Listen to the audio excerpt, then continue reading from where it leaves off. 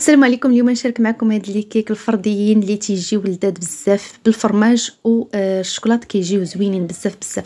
هنا كنحتاجوا 3 ديال البيضات في الخلاط الكهربائي، سواء الخلاط ديال العصير او هذا الخلاط هذا. غادي نديروا 3 ديال البيضات مع كاس ديال السكر سنيده مع كاس ديال الزيت و3 ديال الحبات ديال الفرماج. هاد الكيكه ديال الفرماج راه فايت شاركتها معكم، لكن هاد المره غادي نديروها بالشوكولاط وفي الليمون الفرديين.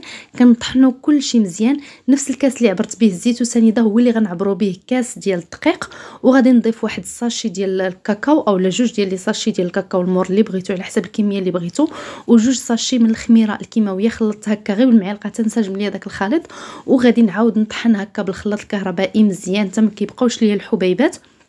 وصافي الخليط ديالنا ها هو واجد. غادي نديروه في هاد الليمون الفرديين اللي دهنتهم غير بالزبده. الا دهناهم بالزيت غادي نرشوهم بالدقيق، الا دهناهم بالزبده ما كنديروا لا دقيق لا والو. صافي عمرتهم ودخلتهم للفران يطيبوا. هنا خديت كاس ديال الحليب، درت ليه واحد المعلقه ديال المايزينا، معلقه ديال السكر سنيده، ودرتهم فوق النار حتى بدا يختار ليا شويه الخليط، وزدت عليهم الشوكولاط الابيض. ممكن ديروهم بالشوكولاط الكحلي الا بغيتو، انا اختاريت انه بالشوكولا البيضاء. وصافي من بعد ما كيختار لينا كيعقد لينا الخليط بهذا الشكل هذا كيولي خاتر، كنعمروا به هذاك الفراغ اللي بقى لينا، دوك التقيبات في الوسط. وبالصحه والراحه تيجيو زوينين بزاف. كنتمنى انكم تجربوهم.